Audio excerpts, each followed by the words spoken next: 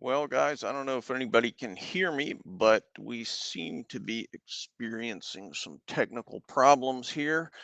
We will try and get them resolved, but I'm not sure exactly what we need to do. We seem to have frozen here. So, if anybody is watching at this point, hey Al, how you doing, man? I hope you can hear me. Okay, so we can hear you. Okay, all right. Well, I'm glad to hear that. So, I assume you probably can't see me though.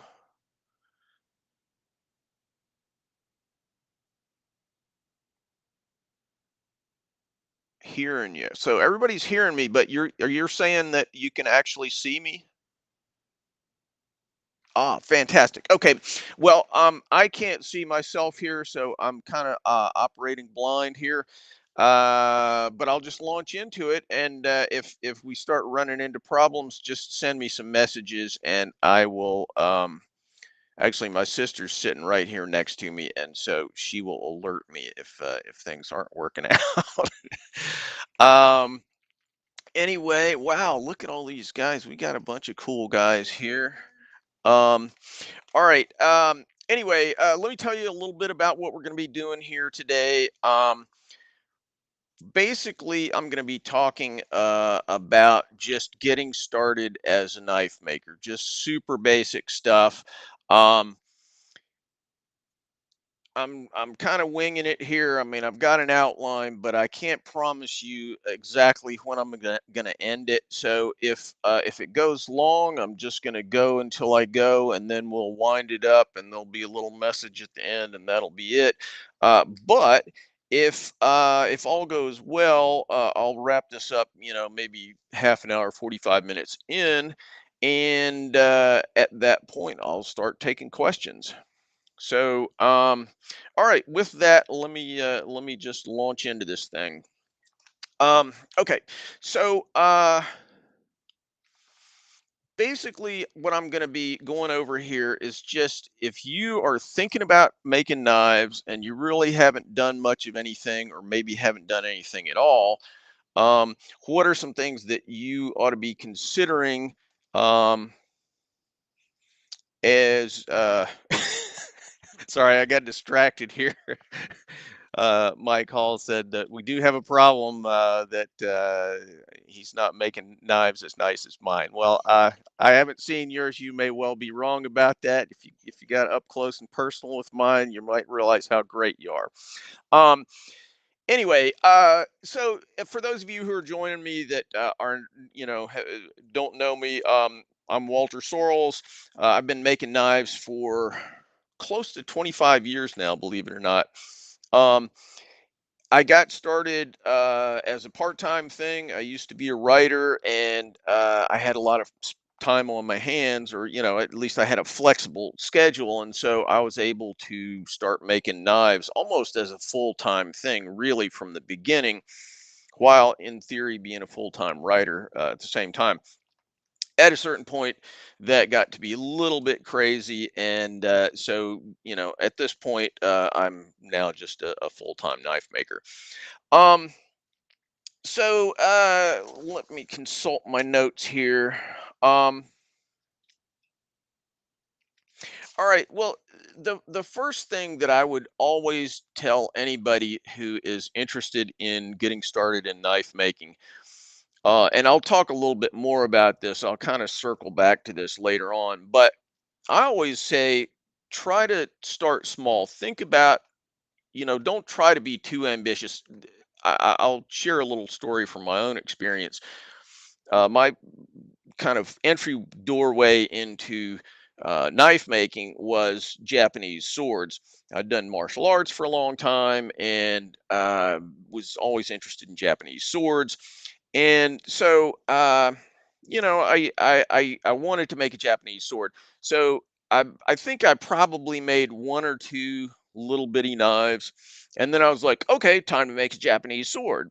And so I had absolutely no idea what I was doing. I got this great big old piece of steel, and I used a jeweler's saw, which is It's made for cutting tiny, tiny little things that are made out of soft metal. And I spent 2 days with this jeweler's saw cutting out the shape of this um, Japanese sword based on a sword that I got out of a book.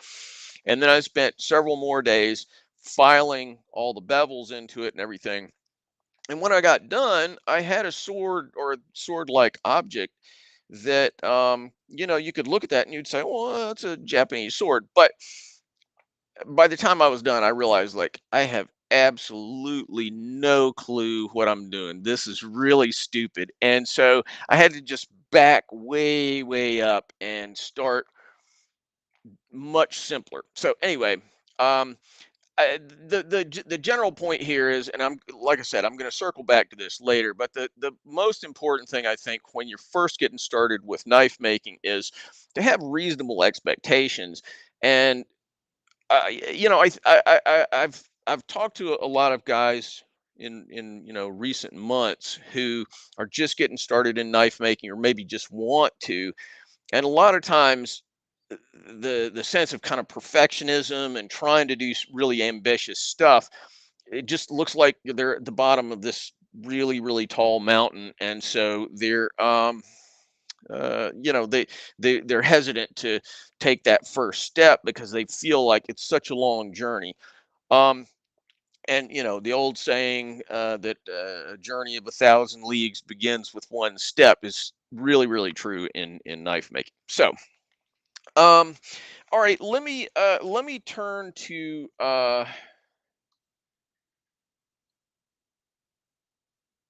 some actual practical aspects of making your first knife.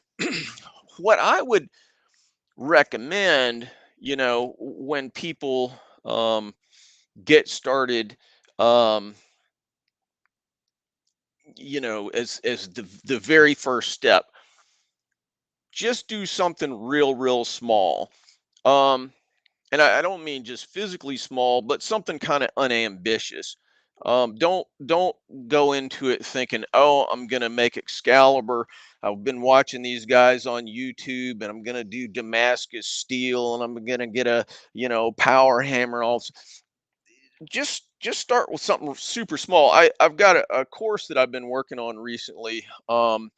And I'll allude to it later, but the basic idea is that you start with a file, and you soften that up in a fire, and you file the file with another file, and you can make a knife that way. Um, and you can do that with a high carbon steel like 1084 or '01. You don't have to do it with a file, but um, you can do something really simple that way. And the first knife that I actually made, probably first few knives that I made with a file. So I just filed and filed and got it done. And there are two benefits to that. First is, most of us are not made of money, and so it's super cheap to get started that way. We all see all these guys, me being, exhibit A in this, that have all kinds of tools and crazy stuff. Um, and it's easy to think, oh, I got to have a belt grinder, I got to have a anvil and a hand, a power hammer. All this. You don't. You can really start very, very, very small. And so, um, basically, the process of making a knife is a bunch of fairly small steps. The first step is to get a piece of steel and shape it somehow. That can be done by heating it up and hammering it, or it can be done by filing it, or it can be done with a belt grinder, whatever.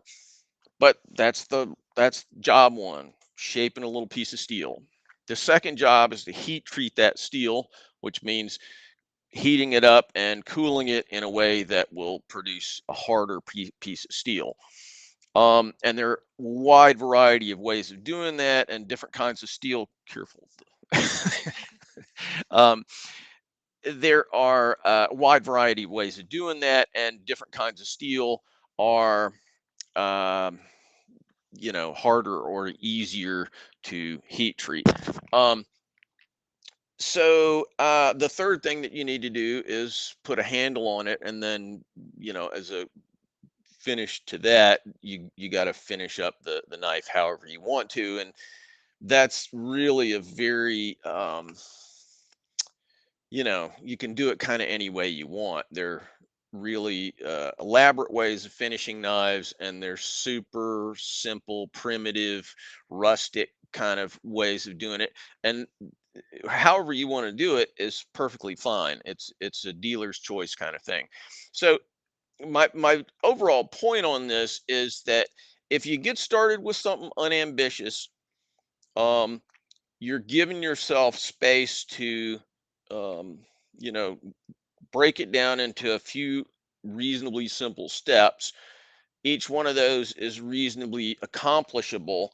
And, then once it's all done, you sort of add that all up and you've actually got a knife sitting there, and it's a super cool thing. It's a really, I mean, my first knife, I don't think I have it in here, but it's a real piece of crap. It's a really terrible looking thing.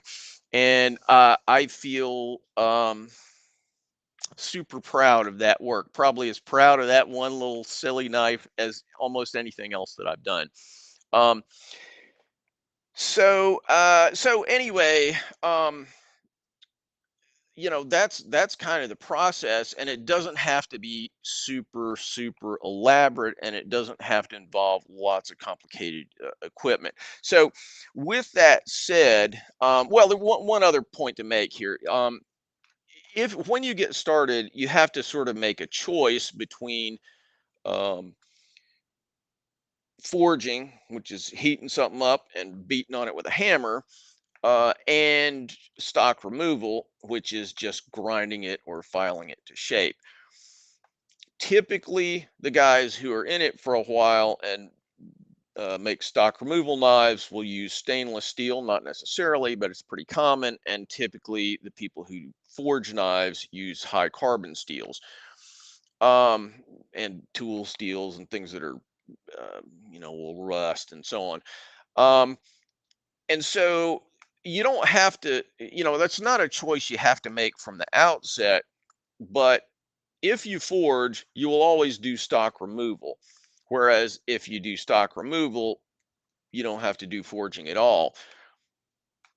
Which kind of leads me to the question of gear, because everybody, is really interested in and somewhat, hyper focused on what kind of equipment is required to get started in knife making. And what this issue of forging versus stock removal leads to is the old belt grinder. The belt grinder is the absolute central tool of knife making. If you watch Forged in Fire, you see all the guys hammering and the anvils and the fire shooting up and all that stuff, power hammers and forge presses and all that. It's super cool. It's super fun. It's really interesting. I love forging knives, but um, even if you forge things, you're going to spend a lot of time on the grinder. And so I always recommend to people, even if you want to get into forging ultimately, and this is basically what I did, spend some time learning how to shape your knife first with a file and then with a belt grinder. Um, so let me kind of run through some of the basic gear. The belt grinder, as I said, is the foundational tool. We think of the hammers and the anvils, and the power hammers and all that stuff, the forge being really fundamental, but they're not really. If there's one single tool that everybody's got to have ultimately if they want to pursue the craft of knife making, it's a belt grinder. And one of the cool things, I've been doing a whole bunch of uh, reviews of all kinds of belt grinders, and so backing up a little bit on my own story here, I bought a pretty high end belt grinder right out of the gate, um, and I always kind of look down on cheap grinders. Um, Cheap grinders have innumerable limitations. That is a fact. But that doesn't mean you can't make a really nice knife with them. So, you know, everybody's got a budget. I know guys who make knives who are surgeons, and I know guys who make knives who, just got out of the army or whatever and really just don't have a lot of money. Um, it's important not to feel like, oh, I have to get the big belt grinder. One of the, you know, One of the things that I figured out pretty early on, and most knife makers figure this out, is you can kind of bootstrap your way up to nicer gear. If you buy a cheap belt grinder, make a few knives with it, sell some knives to your buddies, you're increasing your skill level. And as your skill level goes up, you start asking a little more for your knives. And then all of a sudden, you got a pile of money that's big enough for you to get a professional belt grinder, if that's the direction that you want to go. Um, so, that's my approach to it. I see random Americans saying Harbor Freight can get you in the game. It's absolutely true. Um, for about 60 bucks, you can get a 1 by 30 belt grinder. Um, they're not that great, but I mean, I've got one sitting out in my shop out there, and I have made at least one complete knife with that belt grinder. It absolutely can be done, and it's not. I mean, it's not. Let's put it this way: it's not as bad as I thought it was going to be. It's slower. If you're used to professional belt grinders, it's definitely slower and all that stuff. But uh, like random American said here, it can get you in the game. Okay, so a few other things. The second most important tool, I would say, other than hand tools, I'll mention glancingly a couple of those things later. But the second most important tool is a drill press. Almost everything can be done with a hand drill, but I mean, if there's any one tool that the difference between, this kind of tool and that kind of tool it just makes worlds of difference. It's a drill press. If you're doing everything with a hand drill, it's very hard to control um, that right angle that you're always trying to get when you drill. Drill press allows you to drill really clean, um, perpendicular holes, and that's really important. You can buy cheap drill presses for 100 $150 that are adequate.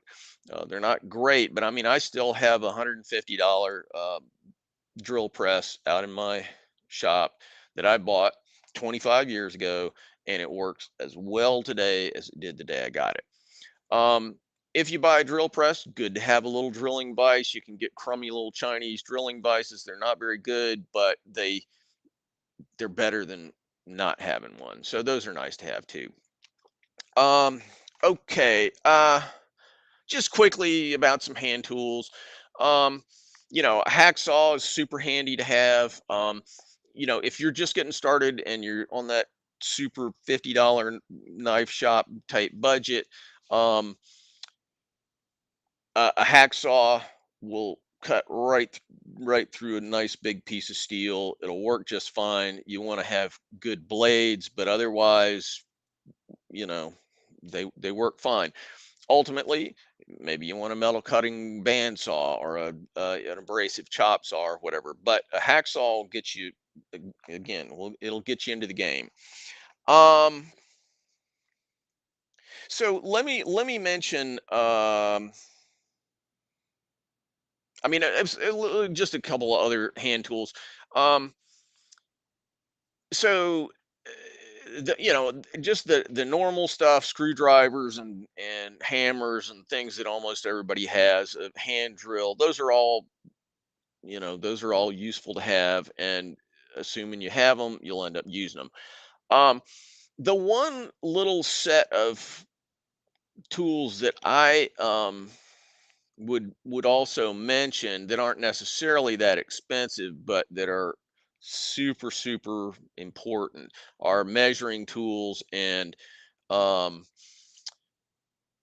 sort of associated tools like that. Getting machinist squares, um, cheap Chinese calipers that measure to the thousandth of an inch. Those are, I mean, I use those 90,000 times a day. And there are a whole bunch of other nifty little tools, taps, drills. Drilling and tapping is an important thing. You can buy cheap little taps that'll work for you for, just fine. Um, I could go into a million other tools, but that's one of those things that you don't necessarily have to think about. Oh, I got to upfront buy a whole ton of tools. Most little tools that I have, other than that hammer and so on. Oh, I see somebody mentioning angle grinders. Yes, angle grinders, super super useful tool. Um, but anyway, uh, little measuring tools are super handy. Machinist type tools, and there are a whole bunch of them. I won't get into all of them, but every time I buy machinist type products, I try to get an extra one of this little thing or that little thing. Um, you can get nice American made tools on eBay for not crazy amounts. I mean, some of them are crazy, but there's a lot of old, retired machinists who sell off um uh all their measuring tools and stuff like that. You can get them pretty cheap on eBay. Um, so heat treating oven or forge, this is actually, if you want to talk about obstacles to making knives, probably the single most tricky thing to deal with um, is the forge, or just a heat source basically. Um, if you're forging, you're going to get a forge. Typically, uh, a 2 or 3 burner propane forge is what most people use. When I got started, everybody was using forced air forges, but now I would say most people use Venturi burners. Um, it takes a little bit of practice to sort of get them dialed in and figured out. There's some super cheap ones, Chinese ones that you can get on eBay or from places like Vivor. Um, they're not very good. I mean, if you have the opportunity, personally, I would go up to the American type ones like NC Forge, and there's some other folks that make them. Um, Forges are not crazy expensive. Now, if you're on the stainless steel side of the world, you have to have heat treating ovens. Stainless steel, any kind of stainless steel, is going to require very, very specific temperatures, and they have to be held at those temperatures for pretty extensive periods of time, half an hour or something like that. Um, and so, if you want to make stainless steel, you sort of have two alternatives. One is to make the knife, or shape the blade anyway, and ship it out to a heat treater. There are a number of very competent heat treaters floating around out there. Um, or alternative number two is buy a heat treating oven, and you're going to be in for $1,000 if that's what you want to do. So, my feeling is, again, going back to that, how do you get started? Even if you want to um, just do stock removal, um, one way of doing that is to get a small, cheap forge, or maybe even make one yourself, and only make carbon steel blades for a while, because those are much more forgiving in their heat treating characteristics. So get a cheap forge. I mean, you can even do it with charcoal on a barbecue. Um, there are a lot of kind of, I mean, they seem kind of sketchy, but really, I mean, they work. So, um, some kind of heat source. Uh, if you're starting out and you're on a budget, maybe getting one of those cheap little Chinese forges is a way of doing your heat treating, and not have to spend $1,000 on one of those, professional heat treating oven, which, you know, do what you need for stainless, but cost you some money. All right. Now let's turn to the hammer and anvil side of things. Again, I would counsel people who are interested in going the hammer banging route.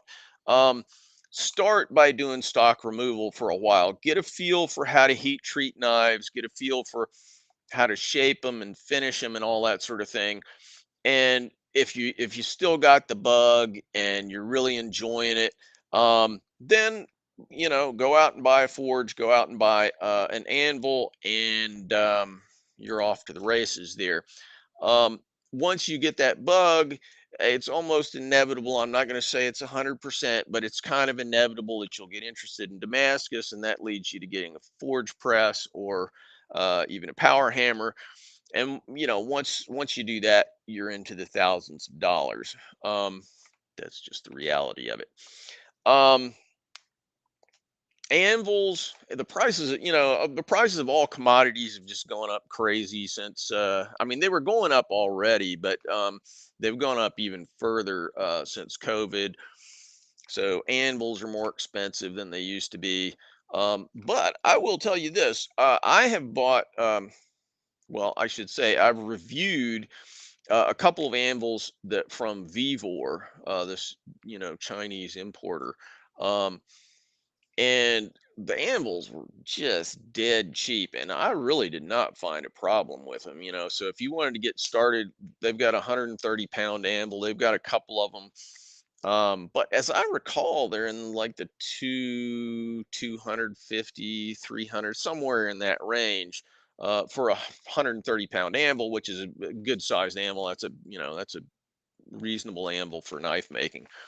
Um, yeah, I mean, I always like buying American made stuff, but sometimes it just doesn't make any sense. And these Vivors, I was pretty impressed with them, I gotta say, for the crazy cheap price that they offer them.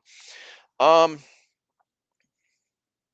okay, I realized I kind of skipped over something about belt grinders.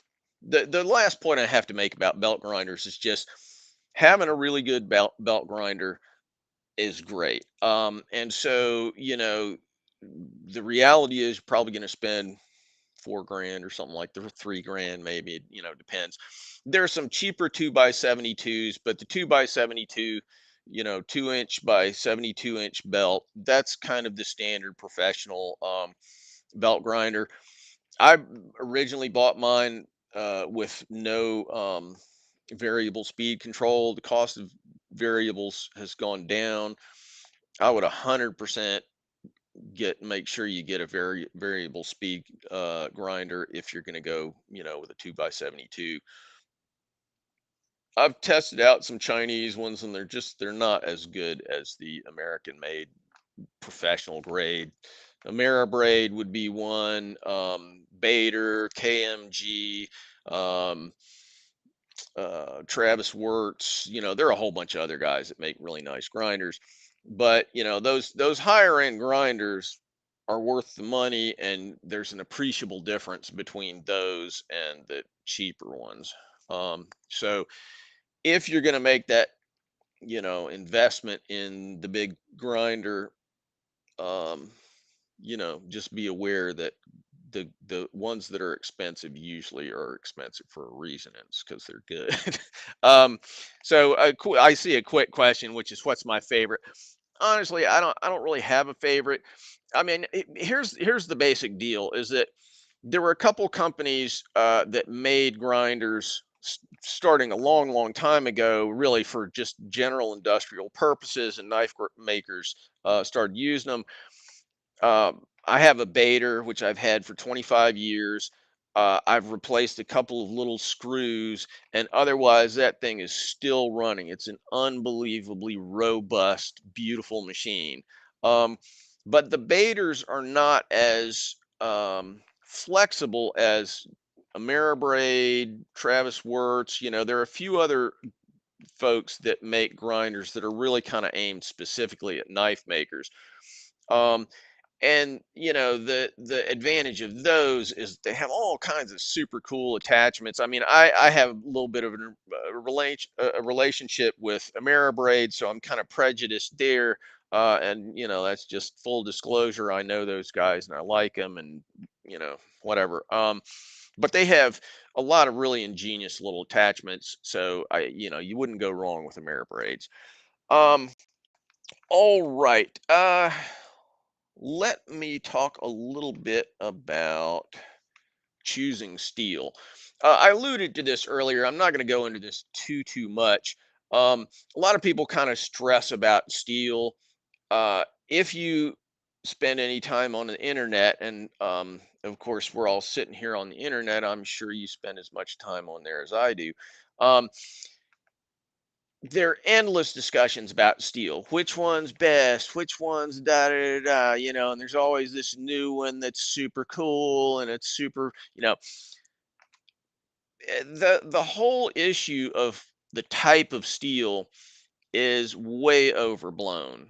The big difference um, in steel is almost always um, how you heat treat it.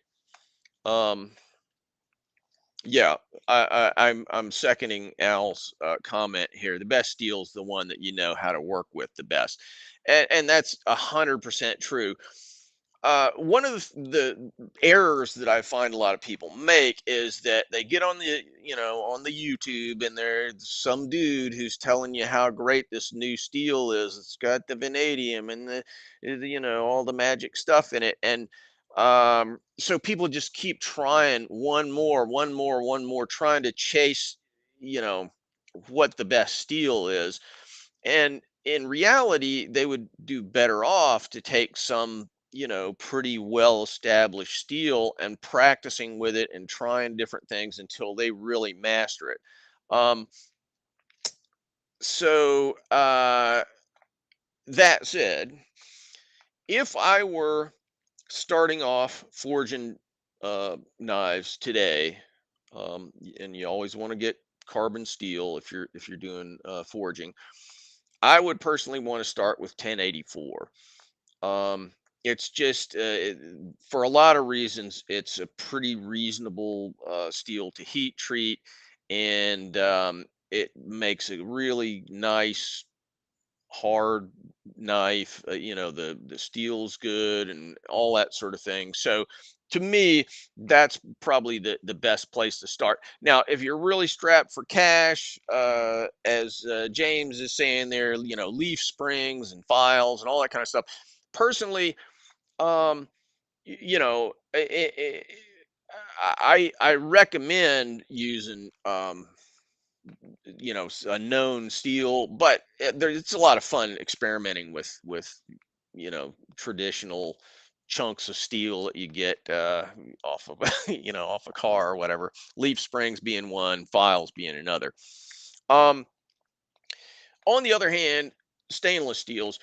Personally, I would recommend using um, uh, good old 440C as your first stainless steel. It's something that's well understood by a lot of people. If you want to send it out and have a heat treater do the heat treating for you, they all know how to heat treat it. Um, I feel like it was kind of the classic cutlery steel for a long time, and people have kind of gotten away from it.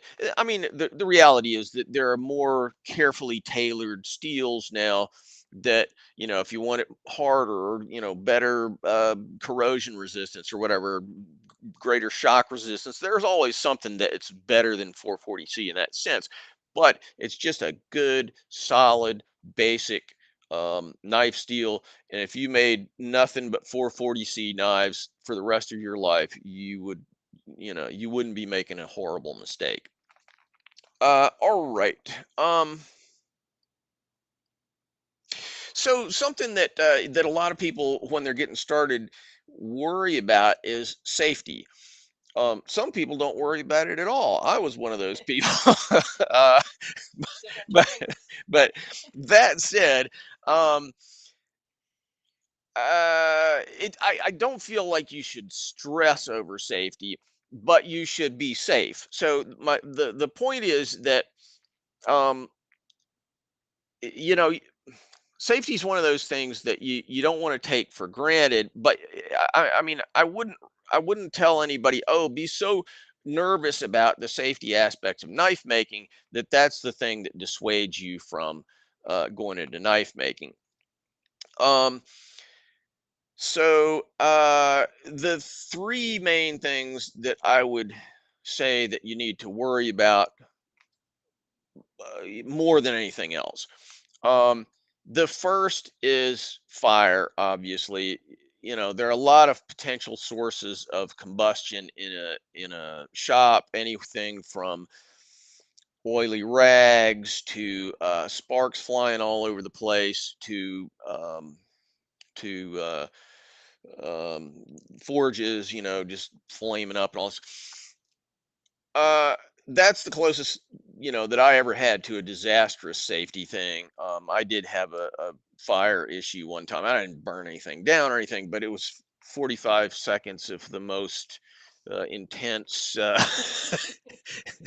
uh, anxiety probably in my life. Um, and fortunately, I had a fire extinguisher handy. So if you are making knives, just get a good fire extinguisher. Make sure it's ready to use. It's always good to have a lot of water around too. Um, Second thing to be aware of is the buffer. Buffers are really benign looking things. I personally don't really like using them that much. I mean, it just really more for the effect that they have. You just make things super shiny, and shiny is just kind of not my jam. But there's the time and a place for buffers, and they just spin around. They're kind of quiet. They're little soft things there, and you don't really think about them being dangerous, but they are the most dangerous thing in the knife maker's shop. They'll grab things and fling them. Um, that was how Joey smashed up his hand, wasn't it? I think. Maybe. Anyway, uh, they'll catch knives and sling them. So if you're gonna start buffing knives, get a little instruction, do some thinking about it, and make sure that every single time you use the buffer, you you understand where your grip is and where the little points are that will grab and fling knives. Um,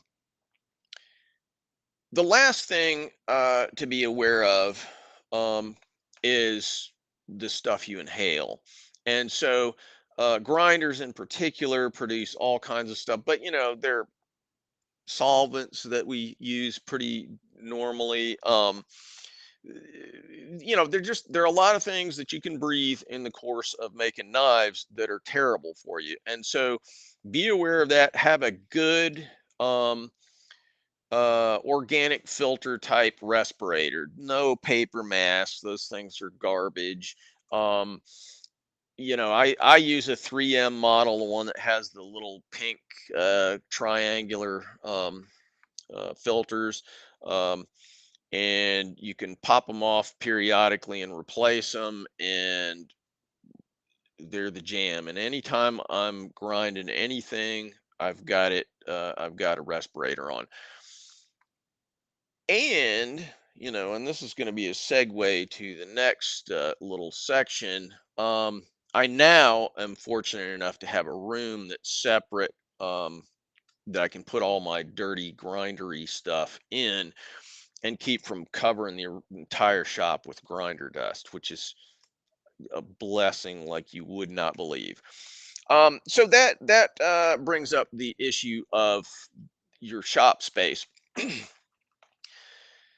Again, it's easy to look on YouTube and see guys like me. I mean, I now have this big giant shop, but I mean, I worked in a two-car garage for 20 years. Um, I've got a good friend who's a surgeon, and he's got a nice house on the beach, but he's only got a limited amount of space, and he has to divide.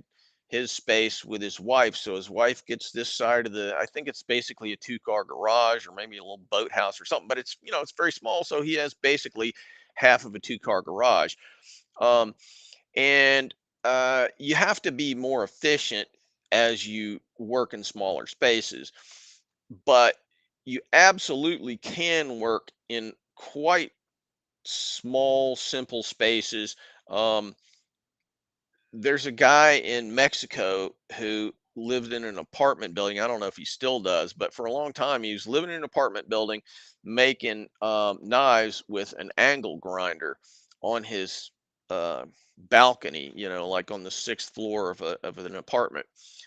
So if you really want to do this, don't let space be the thing that stops you. Now, obviously, if you're living in an apartment in New York City, it's going to constrain you. But I was on Forged in Fire with a guy who's a New York City kid, and he found a space there, and he's, as far as I know, still making knives up there in New York City. So if you're resourceful, you can figure out something to do with your space.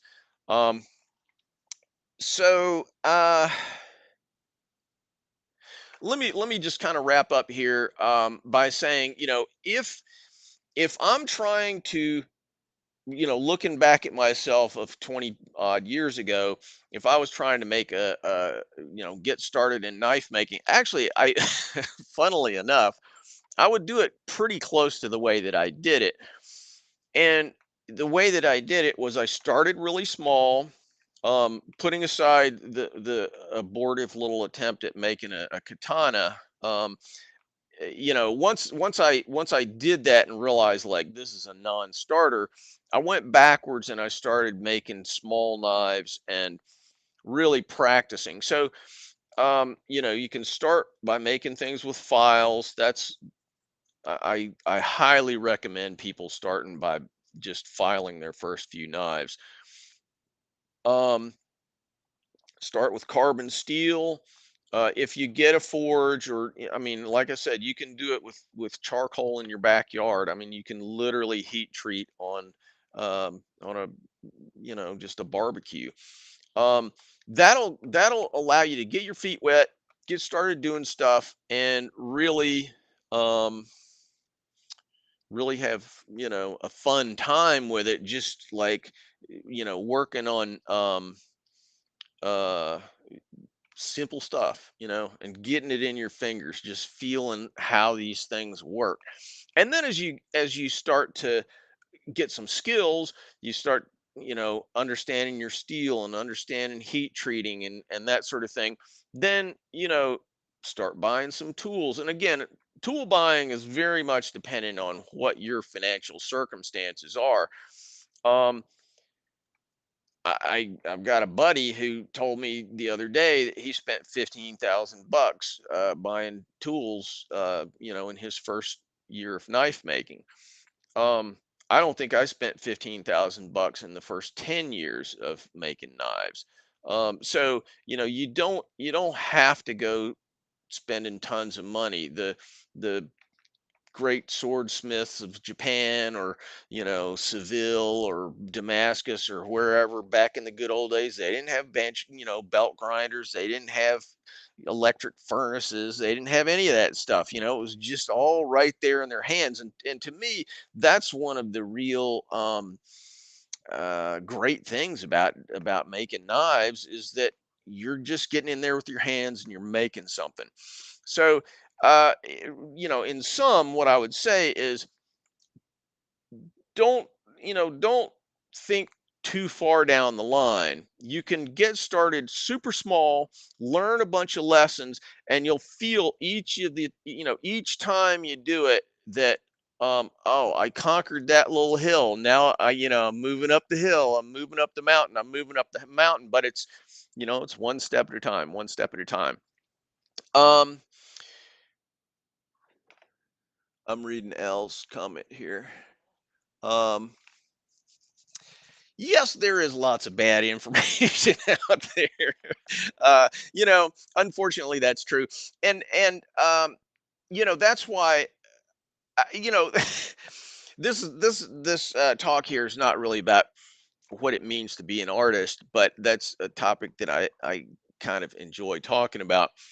One of the most important things about making knives, I believe, is that you are taking control of your world.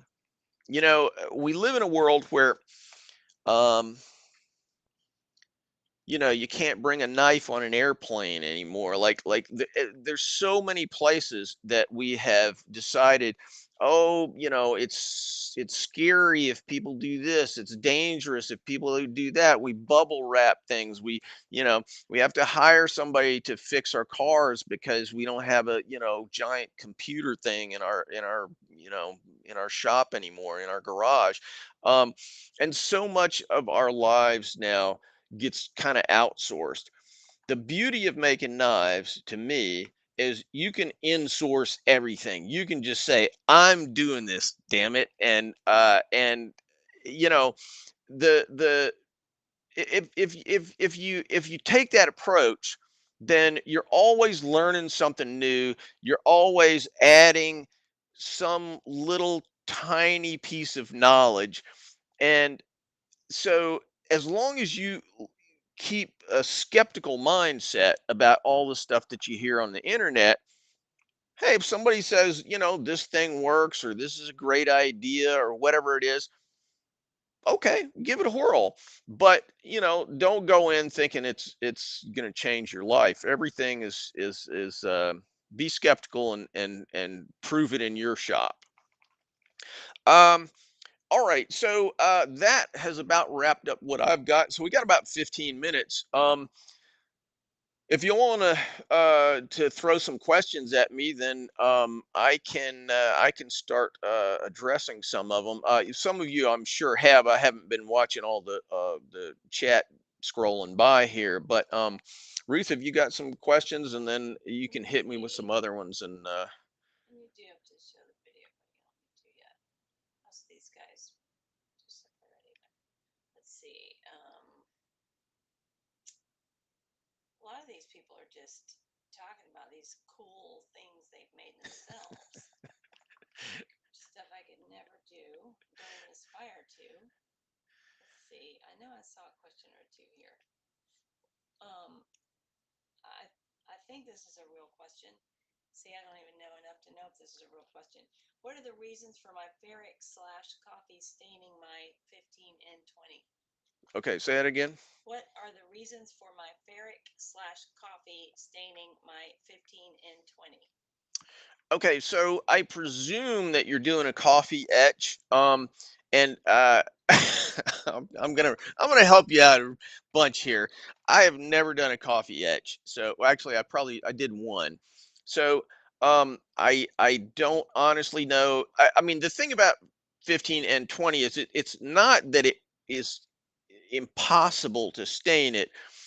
It should just be, it should stain less and etch less than other high carbon steels. So I guess what I'm getting at is if you're finding that 15 and 20 is not giving any contrast or sufficient contrast to a high carbon steel, it would make me feel like, well, maybe that's not even 15 and 20.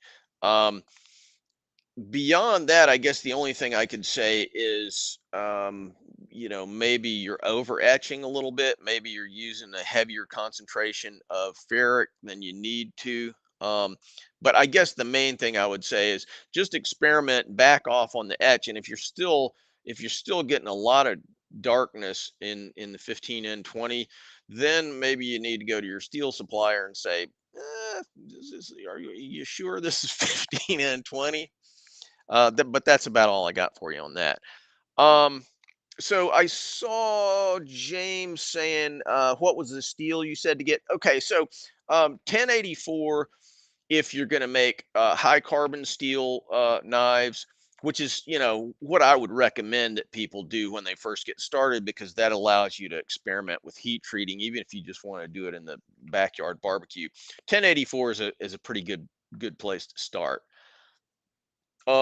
if you're doing stainless, 440C is a good place to start. I also use S30V. I really like that steel. It's a nice kind of general steel. Um, but 440C, that's a classic stainless steel. There's also a question about a guy says specialized steel is not available in his area. I'm not sure what country he's in. I know Pops ships to a lot of places, but also can recommend some places. You may have some recommendations. I don't know. Yeah, I mean, if you're not in the United States, depending on what kind of economy your country has and so on, it can be increasingly difficult to get you know what we would typically call knife making steels.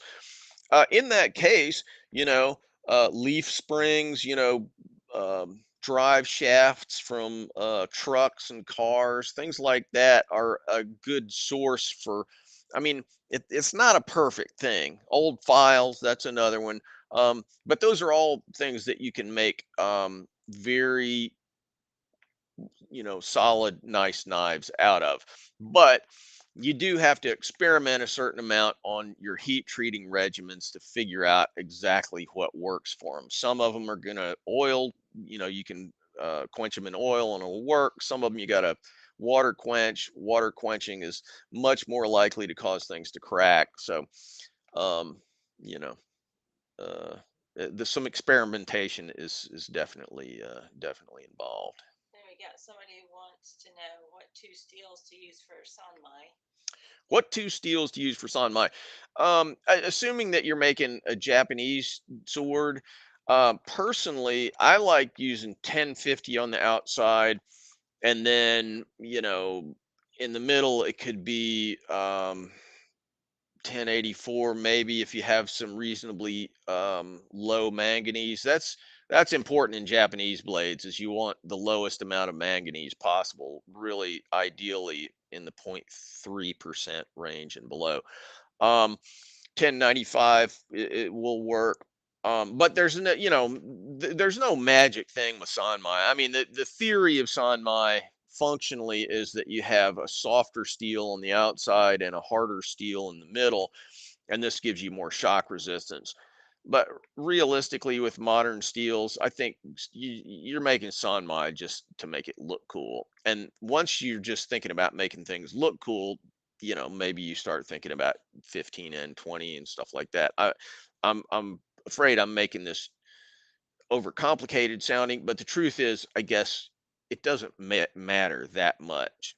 But I used to make Japanese swords with 1050 on the outside and 1095 in the middle, or W1 or W2. When I had them.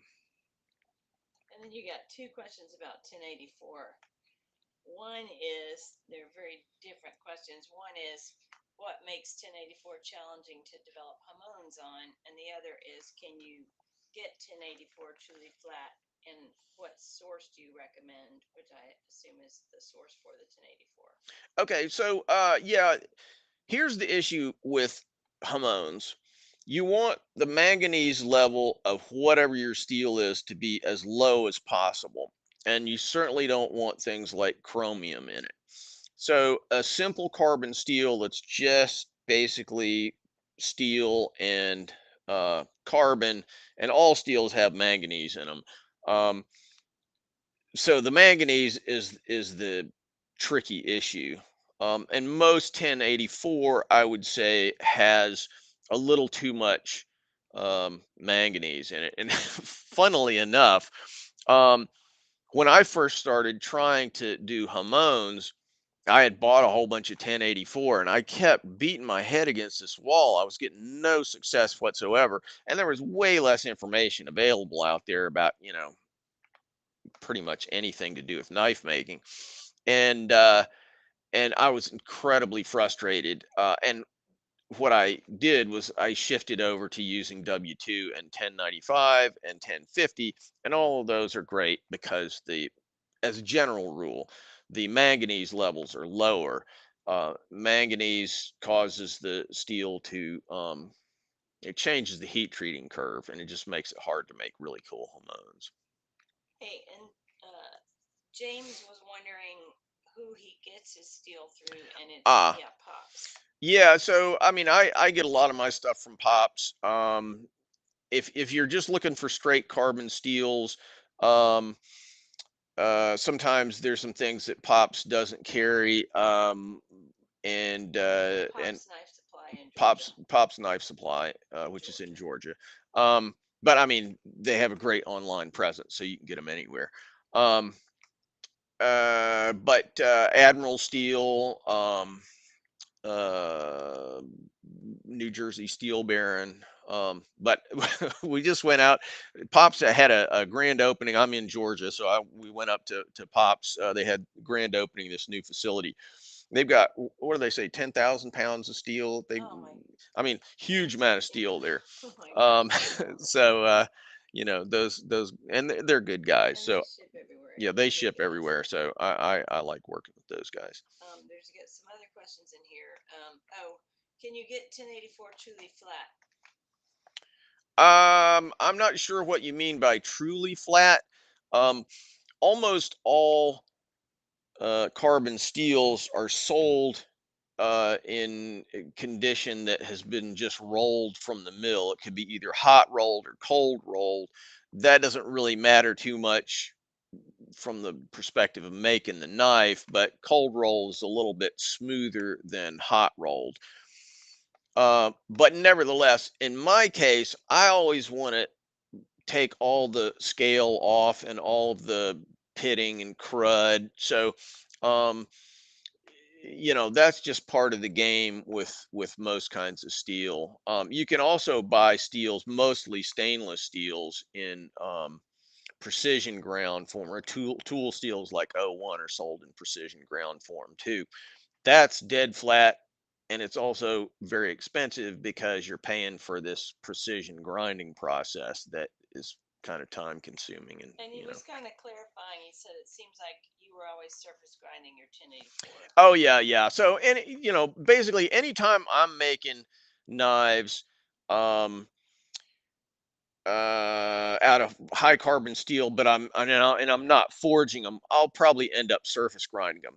That said, um there's this really cool tool that I'm working on making with the Pops guys, um, that allows you to basically push the steel into your flat platen on your belt grinder, and it's a reasonable way of making it pretty flat.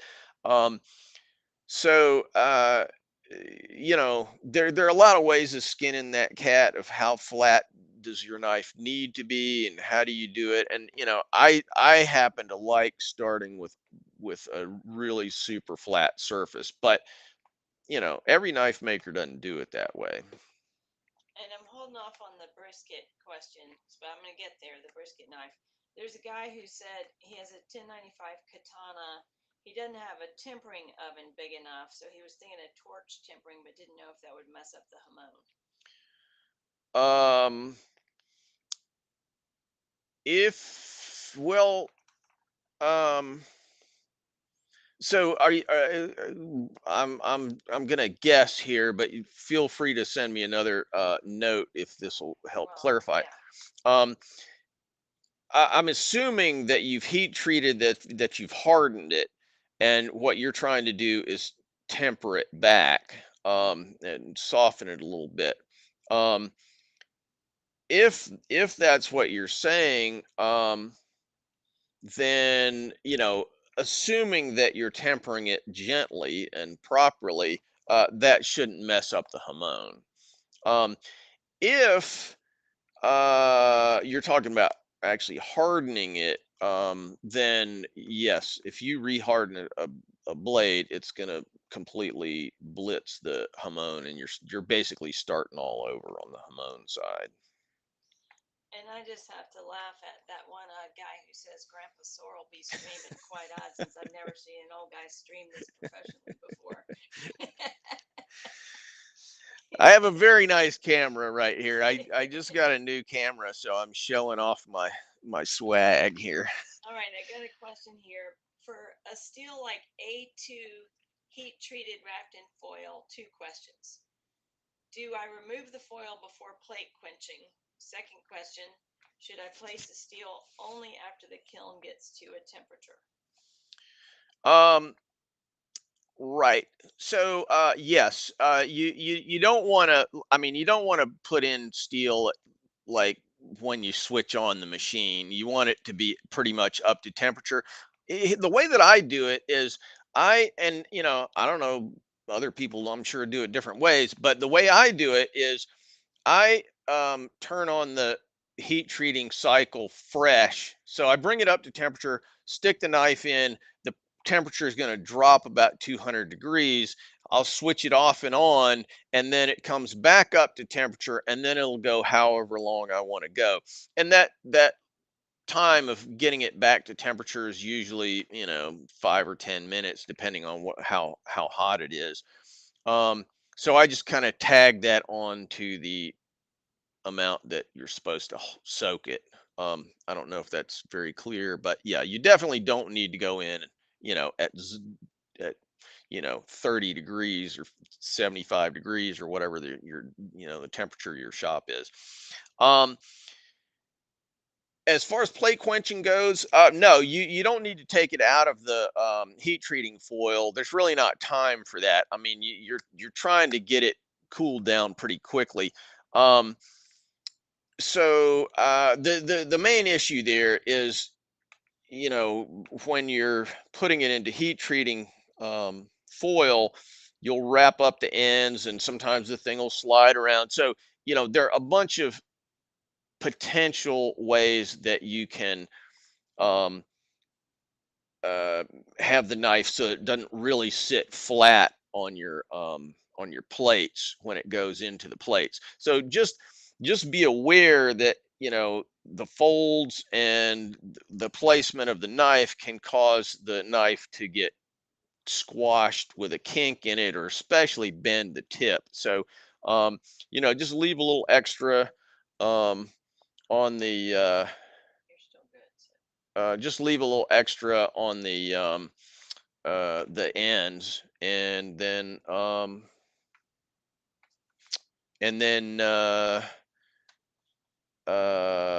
sorry, we're having a little minor technical glitch here. Leave a little extra on the ends and slap it in the plates, and you're good to go. Let's see. Okay, let's do the brisket knife question. There's a couple of questions. So just quick, we are running up on an hour here, so maybe a question or two more, and then Then we'll wrap we're it up. gonna show your little video. Right. So I got a little video to show off to everybody at the end of this. But anyway, I'll get to that in a minute. Okay, so have you ever made a brisket knife? If so, what steel did you use or recommend in length? I'm trying to make one for my grandfather this holiday. You do great videos and work, by the way. Okay, and then there was there's one more follow up to that, but you can start Okay. that. I was saying I was saving that one because you actually have a barbecue knife as your bonus knife in this. Right. So for this course that I've been developing recently, I made what I call a barbecue knife. I'm sure different people have different ideas about it. Um, but in this case, I actually made it out of a file. So carbon steel works great. I mean, the only problem with carbon steel, of course, is that it rusts.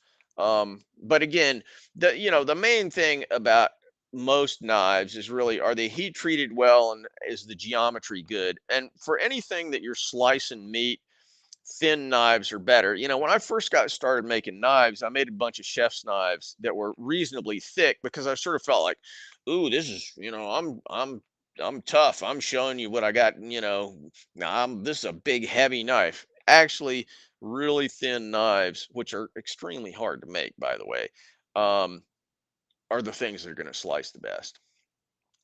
Okay, Kester asks, ferret chloride or gator piss? What's your favorite knife? Let me think about that. Actually, I will say, um, I am not a fan of ferric chloride. If I'm doing stuff that like Damascus, that I want a super strong pattern with, I'll use ferric. But in my Japanese swords, I always use lemon juice. And I really like lemon juice because lemon juice, first, it's kind of slow, and so it gives me a chance to watch it work and really dial in what I'm trying to do with it. Um, but the other thing is, I'm just not a fan of these really super strong patterns. I like things that are a little more subtle. So obviously, gator piss. There's also a question, vertical or horizontal quenching. Ah, yes, good question. To me, vertical quenching versus horizontal quenching is really a question of um, what kind of quenchant you're using and what kind of blade you're making. So if I'm making a European sword, especially one out of an oil hardening steel, absolutely just go straight down in a tank from the top. That makes it least likely that you're going to bend it in the process of quenching it. Um, my real focus is in Japanese swords, of course, and so I quench everything horizontally. But actually, I mean, I do the water horizontally, and then I go vertically into oil. So I actually do kind of some of both. But you know, for a short blade, it doesn't really make any difference. But as a metallurgical thing, I like horizontal quenching because the whole blade's going in at one time, and so it's easier to control really closely how um, how long that blade spends in the quenching. And that's house music from the UK, so stayed up late to get your answer. Um, Well, glad to hear it. I don't know if y'all know, but my sister, who's sitting right next to me right now, we lived in the UK when we were kids, so always happy to hear from somebody from the UK. Isopropyl or denatured for cleanup? Ah, so um, I I use acetone for some things, and I use here's the issue is the all cleanup is not the same. So some things respond better to one solvent than another. um as a general rule, I probably like denatured over isopropyl, but sometimes the nice thing about isopropyl is you can just run down to CVS and pick it up on the way back from you know the football game or whatever. So I'm just happy to know there are two kinds. Um,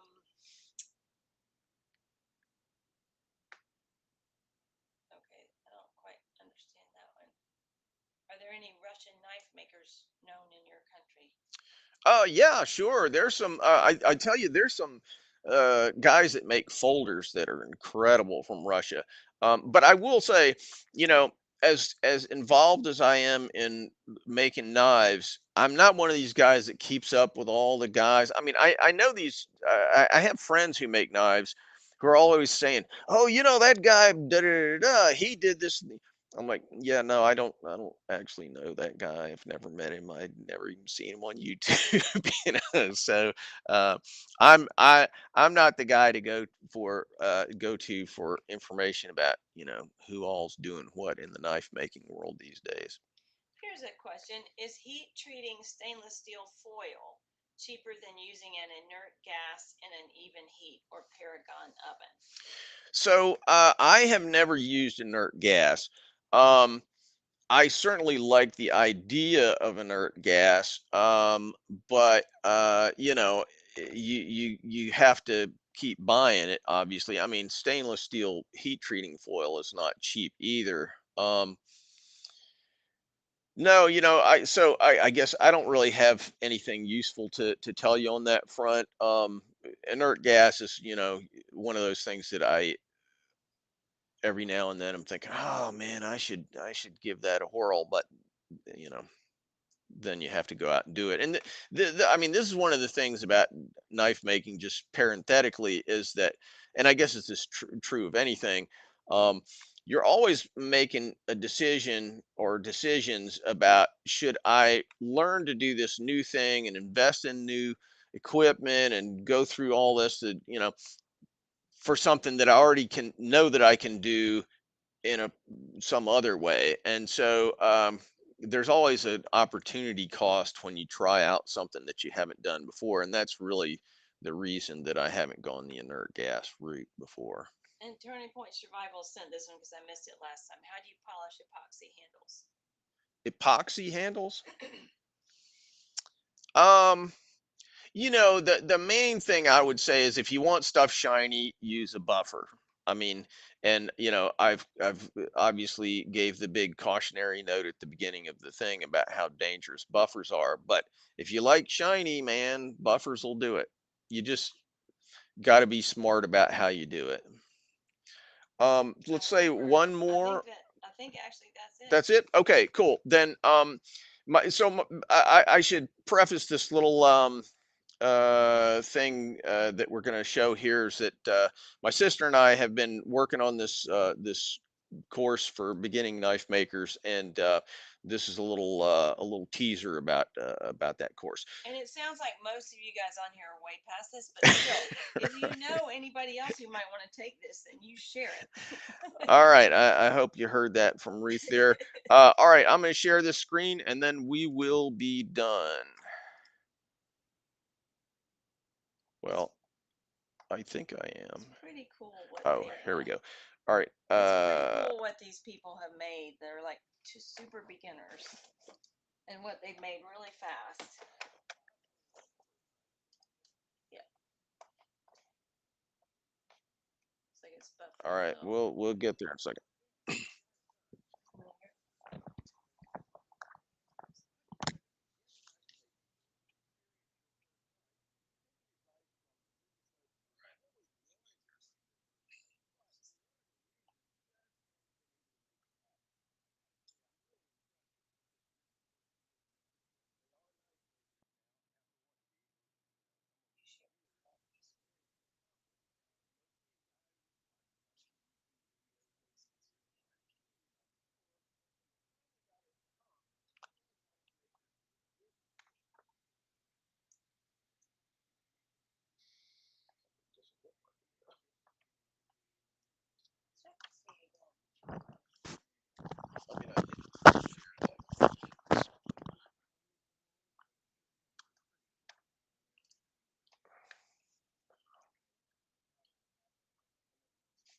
I've done a little technical glitch.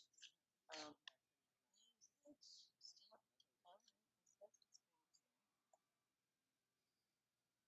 well,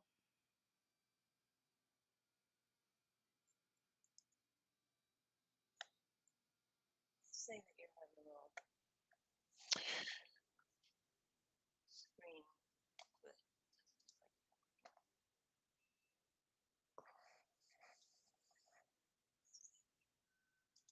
All right, so it didn't come through, Yeah, right? it doesn't look Yeah. like it's working. All right, guys. Well, our little message that we were hoping to hit you with did not come through. Anyway, super glad that you guys joined me, and we will see you again soon. All right. There's Ruth. All right, we'll see you.